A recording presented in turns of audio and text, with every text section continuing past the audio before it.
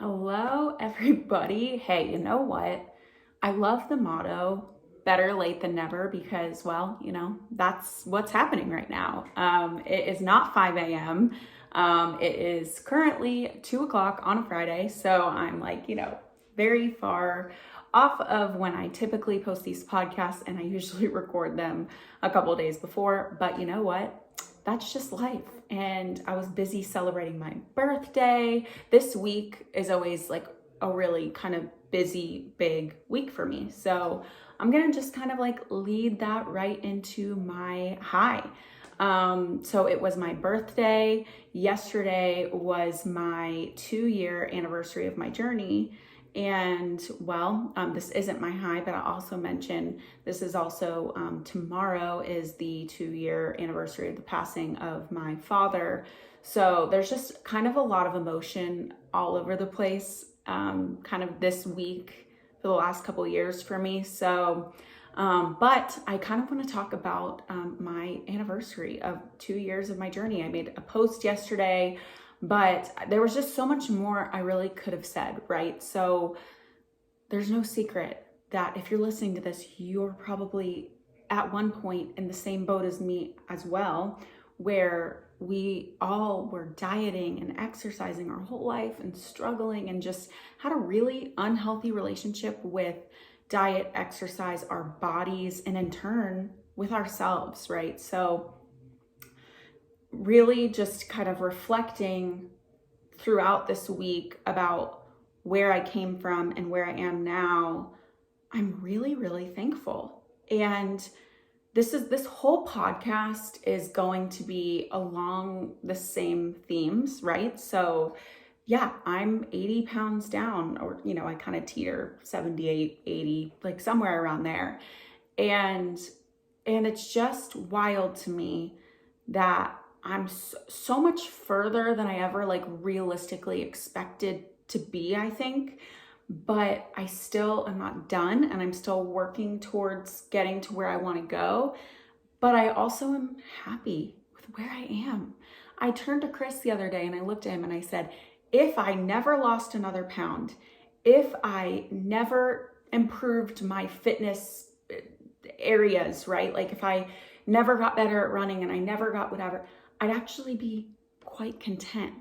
Like where I'm at right now is okay for me. Like I'm happy and I still kind of eat what I want and have a lot of freedom in my life. And yeah, my BMI is still probably 30 pounds higher. I'm still 30 pounds higher than where I should be from a BMI standpoint, which we all, of course, have opinions on, but I'm just going off like straight scientific facts, insurance, all of those things.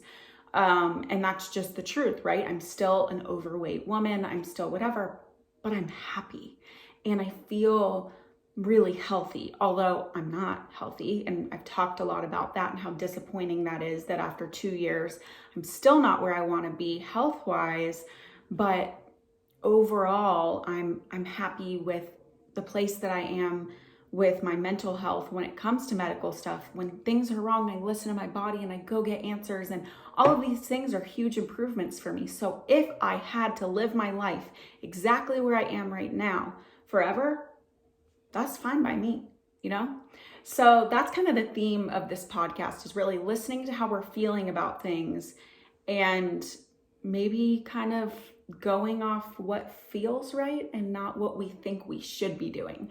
So that was my high, my 2-year anniversary. My low is that I'm awkward, okay? Like I just don't know why I am the way I am. I'm gonna have to post a corresponding photo to show you guys, but I don't really get catcalled too much. It comes in waves for me.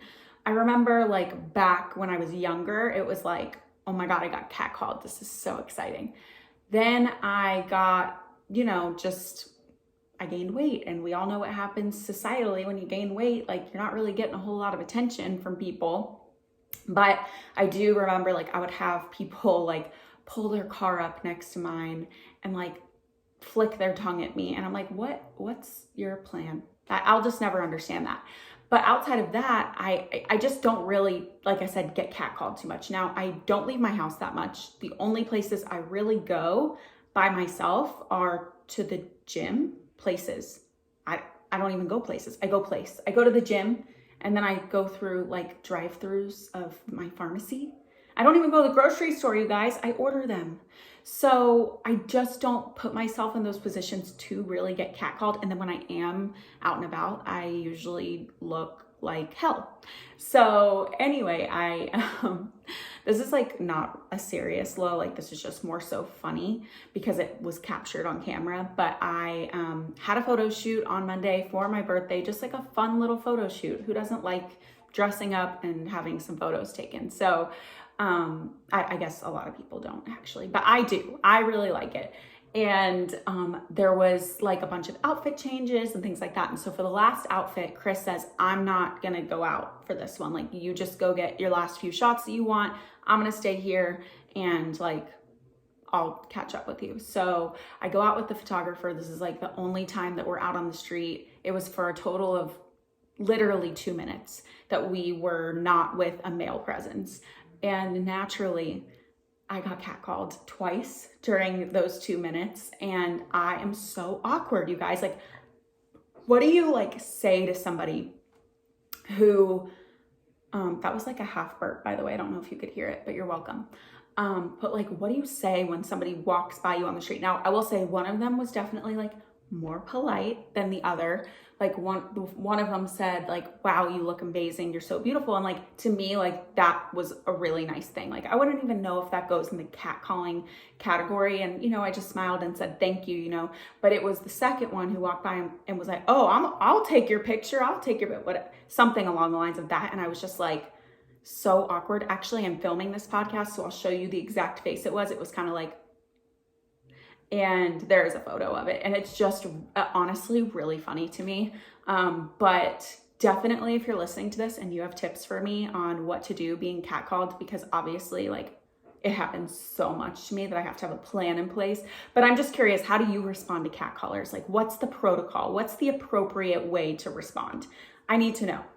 But moving on, I want to chat about some, like, I guess I feel like it's appropriate to use the word revelations here that have come to me in the last week or so. And really, sorry, my house is not quiet today. I have my dogs scratching on the door to get into the office. I have Chris in the other room behind me on calls. You can probably hear him because I'm using my fancy mic, but I apologize ahead of time, okay? But I want to talk about my revelations. And I would say that my revelations have been a work in progress for months, but I finally was able to like put my finger on it and give it a name and like articulate it correctly. Now, I'm going to warn you, I still don't know if I can actually correctly articulate it, so I'm going to do the best I can. So just strap in for this one, okay? I want to give you a little bit of background on me and my story, if you don't know already. So I would say my number one driving factor as a human, as a person, is success. And when I had my first meeting with my coach and I told her this, she brought up a really great point. She says, do you know that like there's a million different definitions of success? And she tells me like there was a survey that went out and like 27 women were asked to define success, and every single one of them had a different answer. And so she asked me to get really more specific in what that meant and looked like for me. So here's where I'm gonna like take you back in time with me for just a minute. I feel as though my drive for success and I'll explain what my personal definition is in a minute, really stemmed from the age of 16 to 17, okay? And I had really extraordinary things happen to me that I did not feel was a coincidence or an accident. And I'm a very spiritual person. I'm very thoughtful. I'm very much like, my personal beliefs are that everything happens for a reason. And every person that that comes into your life, and every interaction you have is a lesson to be learned or is there for some reason to impact your life in some way, okay? So when I was a sophomore in high school, I was very unhappy at my public school. I was receiving a lot of anti-Semitism. And to put it simply, I wanted to transfer schools to a Jewish private school in Atlanta. Shout out to the Weber School. However, I had I had like multiple really like big things in my way from accomplishing that. And the first one being money. It is a very expensive private school. I honestly, it's more expensive than almost all the other private schools in the area that I live in, like by double. At least in like the suburbs. It's probably around the same price as all the like in town private schools, which it is in town. It's in the perimeter of Atlanta. So I did have to drive quite a ways away, which was another obstacle, by the way. But my dad at the time had just gotten laid off of his job of 27 years or something crazy because his dementia, we didn't have a word for it at the time, but his memory was really bad. And it was impacting his work. And one of his coworkers was really helping him, and like to the point where it was too much, right? And it was just, he couldn't keep up anymore. So he got laid off of his job. And my parents at the time were going through their official divorce. And it was just like, there was a lot going on. And I lived at home with my mom, who, you know, is self-supporting. My dad's unemployed at this point. And I said to my mom, I said, I want to go to this school. And she says, well, I'm sorry, but like, that's just not an option, right? So I remember I went upstairs and I got my computer and I looked up every single email address, physical address, name, any information I could find on every Jewish philanthropist that I could think of. I only remember like a few of the actual people I sent the email to. One of them I remember specifically was to Adam Sandler's agent. I was like, he's Jewish, he'll care. So I sent these emails and these letters out, and almost instantly I was getting responses, and I was shocked. Like, I don't know what I thought was going to happen, but I figured one of the things about me, and I carry this lesson with me and I'll share it with you, is if you do not ask and you do not go after it, it will not happen. So if you want it, what's the worst that can happen? The worst that can happen, I'll tell you, it says it's a no. It's a no, and that's okay. And you're going to survive if the answer is no. So I ended up, my letter ended up on the desk of a very well-known businessman in Atlanta, philanthropist. His name, I don't know why I feel weird about saying it. I'm just not going to here, but it's on streets. Okay, you guys, like it's a big deal. And he happened to have a granddaughter who went to the high school and was my age. And he called the school and he says, you need to get this girl here. And they reached out to us, and long story short, I transferred to the Weber School halfway through my sophomore semester of high school. And while I was there, like the generosity and the things that happened to me, it didn't just stop there, because that alone is an incredible, like, that does not happen to people, right? Like, to be gifted the kind of gift that I was given, that does not happen to people. And I just had multiple other really incredible things happen to me in my life. One of them being, I couldn't afford to go to college. And at this point, my dad's living in assisted living and has his official diagnosis. And like, it's just not really in the cards. My mom had already taken a loan out for my two older sisters, and nobody's giving a man with dementia a loan. And we didn't have the cash, and my scholarship money that I received was great, but it wasn't enough. And so it was like, I don't know what to tell you. It's just, I don't think you can go to college. And I'm sure that you, at this point, you're seeing a theme, right? I worked at, had a couple jobs at the time, but my main thing that I was doing at the time was I was working at a barbecue restaurant. And I remember I got in my car and I drove down there and I said, Glenn, it's his name.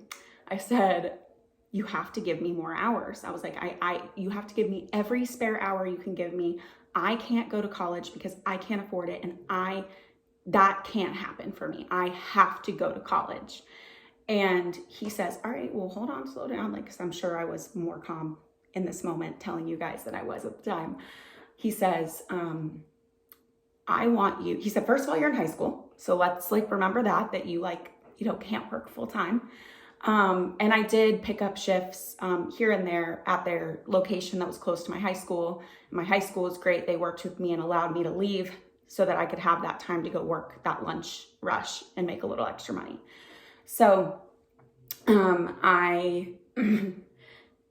he says, I want you, sorry, I don't know what's happening with my voice. Excuse me. He says, I want you to go to 3 adults in your life that you trust, love, and respect and would trade places with. And I want you to ask them what they would do if they were in your situation. And I was like, okay. I was like, I can do that, right? That seems like good advice and a good first step. So I remember I went to 2 different teachers or like employees at my high school. And I asked them, and I hate it, but I can't remember what they said. My third call was to a friend of mine's father who I had gotten to know a little bit because I was very close with her and I spent a lot of nights at their house. And he was somebody that I'd never actually seen a lifestyle like that before, where it was just like incredible vacations and you can invite friends. And I'd been on trips with them and it was more like even just outside of a beautiful home and a beautiful lifestyle, there was something about it that I was just so drawn to, like just looking at how successful this man was of like, he owns more than 10 businesses, more than 15, I think. And he's incredibly successful from my personal definition of success, which equals money, freedom, generosity, all of those things, right? So I had his phone number because, again, I'd been on vacation with them, had to have it. And I called him and I remember I was so nervous. I was like this little high schooler and he is, if you can't tell, because, you know, you listen to the podcast, I'm very talkative. I'm very wordy. Like if I could explain something in 1 sentence, I'm going to explain it in 4. And he is very get to the point. I don't have time. Like, let's go, move on. And it always, to this day, when I talk to him, I get nervous because I just don't speak like that. So I remember I called him and I said, hey, this is Julie. And I, a million ums, I basically can't go to college. And he doesn't even like let me finish the sentence before he's interjecting. What schools did you apply to? How much financial aid? How much blah, blah, blah. And I'm like sitting there and I'm pulling my emails up and we're going through every single number. And I think we're on the phone for maybe 2.5 hours. It was a very long phone call. And I like this whole time, I'm like, what is he just problem solving for me? Like, what is happening right now? I had no idea. I was just answering his questions. And at the very end of the call, he says, I'm going to offer you a job. You're going to work. Do you have a reliable car? The answer was no, I didn't actually. Didn't have a car at the time. I'm going to help you and we're going to get you a car and blah, blah, blah. And all of a sudden my life was just okay. And it had gone from this like panic from the last few days of why am I even in school working hard, studying, blah, blah, blah. Like, what did I do all of this for? Like to not even be able to follow my dreams to I have a college to attend. I have a plan in place to do it. It wasn't my top choice of college. It wasn't out of state like I wanted it to be, but it was perfectly good enough for me. And I was thrilled. Okay. This man changed my life again. And so now I've had these like 2+, like those were like the 2 really big ones. There were others 2 things that happened to me that were just extraordinary.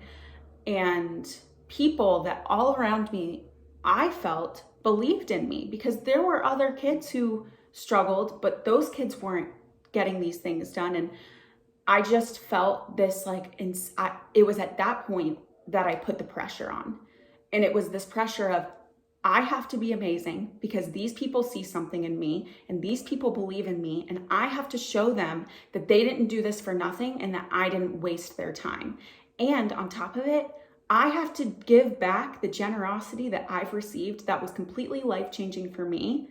I won't feel full and whole and fulfilled unless I can change somebody's life like that too, and give back and do for someone else what was done for me in a time of extreme need. And it was just at that moment. And it was that paired with this desire and this drool of like, I want to be able to go on vacation, and I want to be able to take my kids' friends, and I want to not even blink twice at gifting somebody something or helping somebody or XYZ. Like, I have to be a multimillionaire. Like, I just have to. And that is what I have to do in order to be successful. And you have to realize, you guys, this is coming from a girl who grew up in a very, very standard middle class household. I wouldn't even consider it middle class, to be honest. No offense, Mom, if you're listening. But I really think we were probably lower middle class. I mean, I'm talking vacations weren't a thing in my family. It was going to visit grandparents, and holiday gifting wasn't like a huge big deal. Like, it wasn't a ton of gifts. It was like the things that you need. And it was like, oh, you want school supplies for school? Well, you already have pencils. I'm not shopping for you for school supplies. It was very like, unless you really truly need it, like, you're probably not going to get it, right? So, and that was okay, but I wanted something different, right? Because I had a taste of the Kool-Aid, and I was like, I have to do this.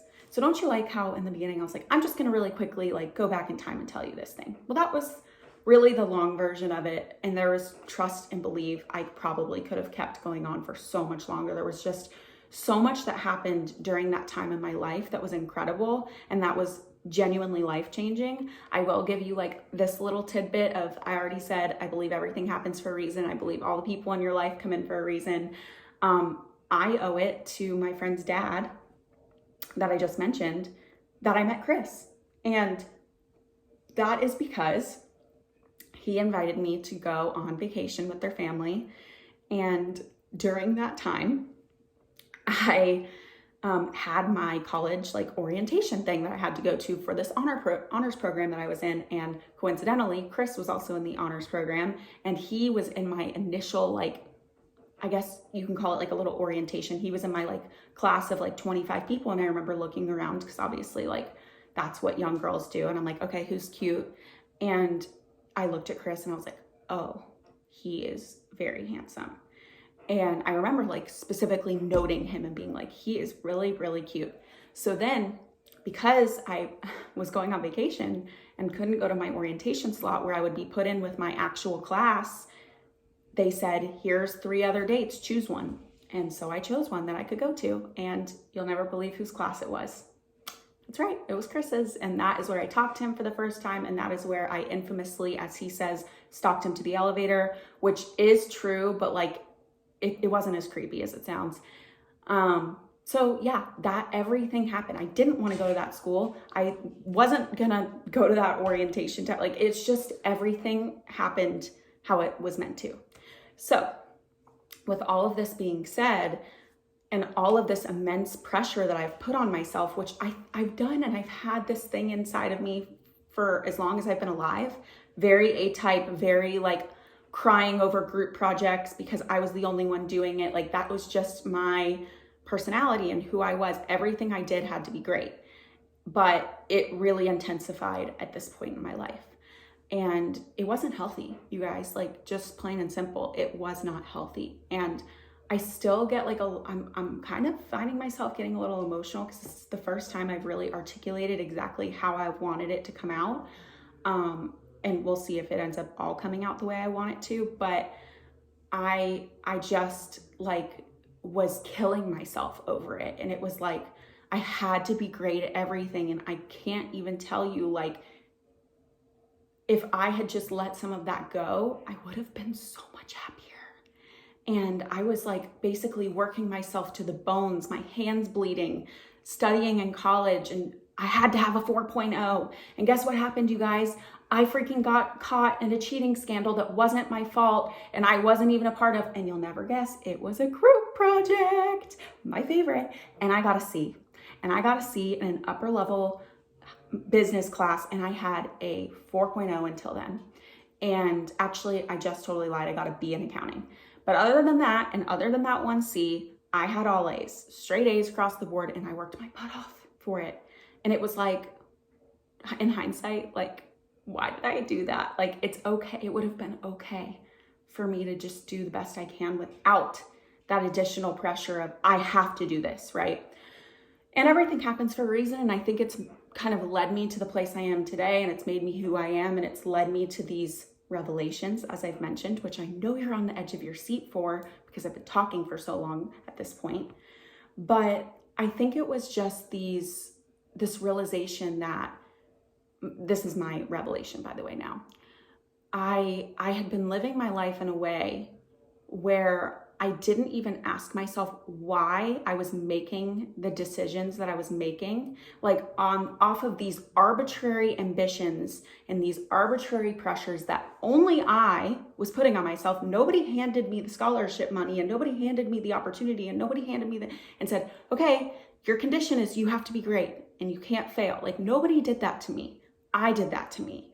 And I realized through my work in the last, I would say during 2021, because it really started before I did start working with my coach. She just helped me get to the conclusion, right? But I started having these realizations that, like, I don't know if this doesn't feel that great. Like, these pressures that I'm putting on myself, like, this doesn't even really feel like my own.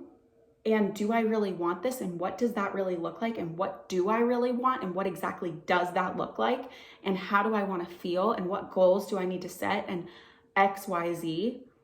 But I wanted to know, and I had to ask myself, and this was the big thing for me that I came to in the last week. Why are we, and I'm saying we because it's not just me, and I know that it's you guys too. Why are we not making decisions and goal setting about what feels right for us?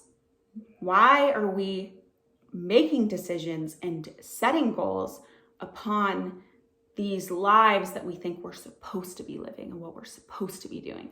Why are we not just focused on how do I want to feel, and what does that life look like surrounding that feeling? The type of success that I was chasing comes at a cost, and I'm not necessarily willing to pay that cost because, again, extreme success, being a multimillionaire, being a female entrepreneur, blah, blah, blah, blah, blah. What does that look like? What do we know that looks like? Especially like at a certain point. It looks like likely being in the public eye, which I'm not super interested in, even with an Instagram following, even with a TikTok following, blah, blah, blah. Like, there's going to become a point where I'm going to be like, hey, like, this has become too much, right?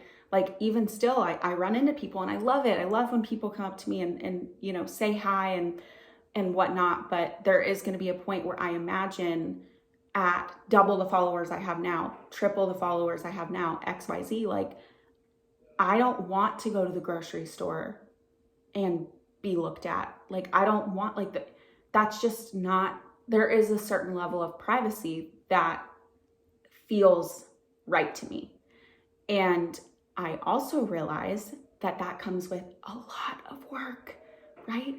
And does working like that feel right to me? Does working sun up to sundown and being on my phone all day and not being around my family and missing out on things and blah, blah, blah, the things that I've had to do, that I've been doing for the last coming up on a year. I mean, I remember last year going to families and everybody was like cooking for Thanksgiving and decorating, and I had my laptop and I was reading through applications and I was sad, and that didn't feel right to me. It was like, no, I want to be decorating cookies with everybody else. And then I started thinking, how could I possibly have children when I'm gonna be like, is that the life that I want? Do I want nannies? Do I want all the help? Because that's the key.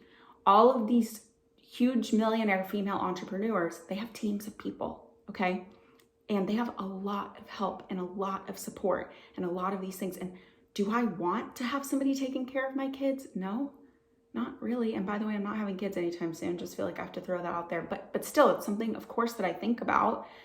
And do I want to not be present? And do I want to pick my kids up from the carpool line? And do I want to help them with their, yes, that is what I want. And I know myself enough now to know I can't even sleep at night because I can't turn my brain off from work. And I have to be better and do better and put things in place knowing who I am and what I am. And I have to focus on how does this feel? And this is relevant too, because I've today just announced my new launch. I've changed a lot of things with the program. And do you know what I did it based off of? Every single one of those changes came from, does this feel good? Does this feel right? And guys, this is so much harder than you think it is, because I caught myself in the act numerous times going, well, I'm just going to add a third program option, and I'm going to do a texting thing where they can text with me, and I'm going to also offer this, and they can have a weekly call and blah, blah. And it was like, whoa, hold on. Does this feel right? Is this going to align with the feelings that I want to have in my life about my life? No. And so guess what? It got trashed every bit. And it was 2 days worth of planning for that. And I literally ripped it down the middle and I said, I'm not doing this. And that was the first time. And I think that was part of like the realization for me, where I was like, hey, maybe success is going to look a little different for me than I initially thought it would. And maybe success looks like being happy with where I am in whatever stage of life that I'm in. And maybe being happy looks like working 35 hours a week instead of 65 hours a week. And maybe it looks like being able to go run errands during the day, or go shopping, or have lunch with a friend, or drop everything and go do something. Like, maybe that's what it looks and feels like for me. And I hope that as you're listening to this, you're thinking and reflecting upon your own life. Does this job feel right? Does this job make me happy? And not every job's going to be fun all the time. Let's not be not realistic, right? Like, not everything in life is always going to be great and rosy and everything else. But when it comes to decisions that you are in, that are within your power and within your control, you should be making those decisions based on how it feels. And let me tell you something. I wish that I kept a journal during this time, and I said I was going to, and I bought the journal, and I had every intention. I said, I'm going to write down how I'm feeling at every stage of being a business owner, blah, blah, blah. I didn't, but you know what? I do remember. I remember how it felt when I had my launch back in November to announce the December Holiday Proof Challenge. I was freaking stressed, you guys. I was so stressed I could vomit. I had so much self-doubt. I had so much just like nervousness overall. And do you want to know how I felt for this launch? Excited, calm, confident. Because you know why? Because everything I'm doing now aligns with what feels right to me. And that's just plain and simple, right? So I am going to tell you that basically we all have this model in our heads. And I'm just going to speak to myself because, well, it's only me here and I can only speak on my own experience. But there is a typical model for most things, right? So for me, in my case, I am in the female online wellness entrepreneurship arena. And there is a model for how that looks. And it includes Reels and Instagram and being engaging and TikToking and podcasting and being top of mind. And one of the things that I admire about my coach, and I've learned so much from her, is I will never forget, we were having a conversation. I said, are you on TikTok? And she was like, no. I was like, you have to get on TikTok. I was like, you have to. It's so good for business and blah, blah, blah. And you know, you guys, I'm a marketing major, and And I have a real interest in this type of stuff, but I also love being a content creator and I love putting funny things out. I do genuinely love TikToking.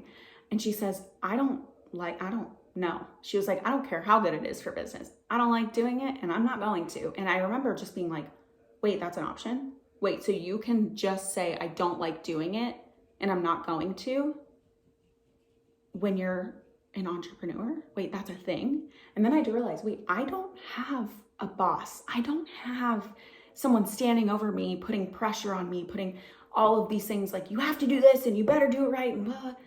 I'm doing that to myself. So don't worry, guys. I do like podcasting. I do like putting content out. But I'm just saying, like, that was a real like moment for me where I was like, wait, she's successful and she has these unequivocal boundaries about what she is willing to do and what she is not. And I want to be just like that. And so I'm not going to necessarily fit the typical model for what all the other people are doing. And I don't care if everybody else has Blue Apron sponsorships and I don't, because do I even want that? No, I don't want that, you guys. Like, you guys know I'm the worst influencer ever. Like, I'm like, where's that from? I don't know. Delia's from 6th grade. I don't know. I've had it forever. Like, it's just not something that I want to do. I don't want these fake partnerships. I don't need to get paid for it. Like, that's just not my thing. And sure, there's going to be a time or two where I do get a company or brand that reaches out that's great and I love them and they're offering a discount code to you guys and it's an opportunity for me. Of course, I'm going to do that. But you guys, I just went through my email for the last hour and I deleted literally 26 emails from the last week asking to collaborate and to promote and to do this and that. And it's just a no almost every single time for me. So I want to end this podcast by giving you guys the same permission that was given to me by my coach. And that is to say, fuck the patriarchy. I love that. She literally, quote unquote, said that. I was like, I'm gonna use that. And redefine success for yourself, even if that doesn't fit into a cookie cutter lifestyle or the lifestyle that we always had a vision of, because that was me. I was the pressure on myself. Or in other people's cases, the vision that our parents had for us, our grandparents, following in footsteps, becoming something, doing something, becoming a multimillionaire. Do what feels right for you, because that is what life is all about. And during one of our last happy hours, we had, it wasn't a happy hour actually, it was we did a values workshop for the program, and I actually told Chris that I wanted him to come. Chris is my husband, if you don't know. And I said, I think you'd really benefit from this. And I want you to work through these exercises. So come. And it was a very interactive workshop. And I was asking people to share. And one of the things he said, like, really stuck with me. And he said, you will never get back September 9th, 2021. You will never get back December 10th, 2021. You will never get back any days that we live. And so if you can wake up in the morning and go into the day with the intention of, I am going to feel good today, and I am going to do the things that make me feel good, and I'm going to be the person that I want to be, by the way. And you might have to redefine that. Like, you really might not know, because others' thoughts and opinions become our own without us even realizing it, which is why it's so important to watch who you interact with and what you consume and all of those things, because their thoughts do become our own subconsciously without us noticing. And so I want to tell you that if you can just feel really good, I promise you that everything else will feel like it has fallen into alignment in your life. And that icky feeling of like this anxiousness of like things just aren't right and nothing's like going right, and that will go away when you are living the life that is the most authentic to how you want to be living, okay? So that is my high horse. That is today's podcast. I hope that, I don't know what I ate, but I burped like 3 times during this podcast, so I'm really sorry. I hope that you're still with me. I didn't bore you to death. I'm just really thankful that you're listening if you're still here, and I'm sorry that this is late today, but you know what? It's what I had to do, and that's what felt right.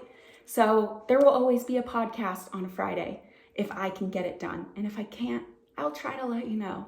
but I absolutely love doing it. I love creating content for you guys. I love interacting with you guys. It feels really good to me, okay?